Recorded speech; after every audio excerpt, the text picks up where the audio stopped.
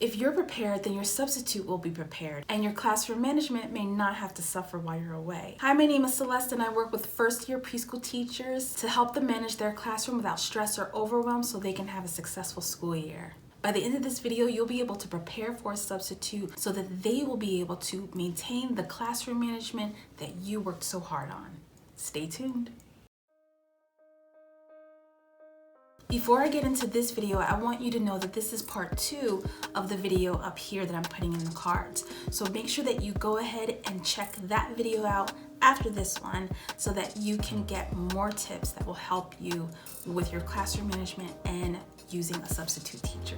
So the next thing that I want to talk about is if you are part of a team. Again, you don't want to expect that things will be normal because there still is a new person in the classroom. What I liked to do was meet with the sub and just give them kind of like a general rundown of the things that they can expect, and if there's anything going on that day or if it's a regular day, then just give them like a basic run through of what to expect, at least up to lunchtime or nap time, when we will have another chance to talk as well. You want to get this time in because once the children start showing up, you probably really won't get that chance to actually, sit with them and talk with them. So it's best to get it, done once they get there. If the children aren't there, then that would be like the perfect time to do that.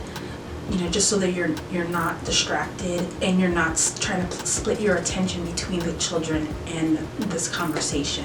Another thing that's important to do is talk to them about what you expect them to do. Talk to them about what you would like them to do. Talk about what they can expect you will want from them. And I think that this really helps out, especially when it comes to like a long-term sub. It really helps out because then you don't feel frustrated by they're not doing anything or they're just another body in the room, which are things that I've heard in the past from teachers who were team teachers, but then they ended up getting a sub and then they end up complaining about the sub. So make sure that you are explaining, well, what is it that you want them to do?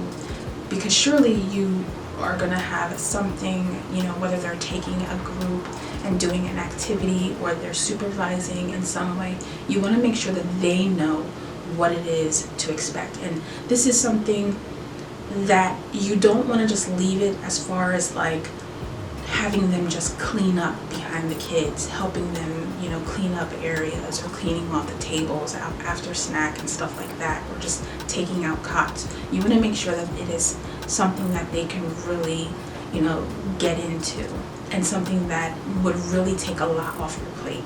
So what happens if you're the only teacher in the room and you are going to be out? So one thing that I know was appreciated from substitutes that I've had in the past was the fact that I didn't leave them a book of things for them to do, like just a laundry list of all the things that they have to do. I tried to make it as brief and tried to make it and chunk it into sections of the day, just to make sure that things don't go too off of the routine, but I also want to leave some room for them to just do their thing. But I also want to make it clear, and I do want to make it concise because I don't know when exactly they're going to be able to get there. Are they getting there at the top of the day, or are they going to have to, transition some other way? So I want to make sure that it's enough that, they know what to do during the day, but I also don't want to make it so comprehensive, or I don't want to make it so much that they're not going to even want to read it or be able to read it. Something that is helpful when you are out and you're expecting a substitute is just to know, who are the children in the room that they can kind of find out how things run, because you do have those children that are kind of like your second in command. They're like little versions of you where they know you know, okay, this is what you're supposed to do, this is how you're supposed to do it. You know, you're probably thinking of those children now that know the routine and procedures so well that they could tell other people this is how it goes. Now, they may use those children, they may not. Some people, you know, some substitutes may be like, well, your teacher's not here, so we're gonna do it my way. And then some substitutes may want to stay within the framework that has already been set up. So it's always helpful just to leave a list of those children that are super helpful. Another thing that is helpful is leave more than enough work for them to do, because sometimes depending on the child and depending on the activity, they will run through the activity. It has probably happened to you where you have had a student or a group of students, you know, take your lesson and just run right through it from beginning to end. They just complete it within a few minutes.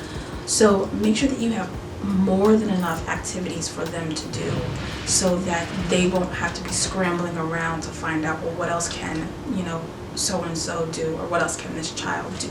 Or so that's always helpful, just to have like a list of other items that they can do, or like maybe even like educational games that they can play that you've already played with them, so they know the rules, they know how the game goes.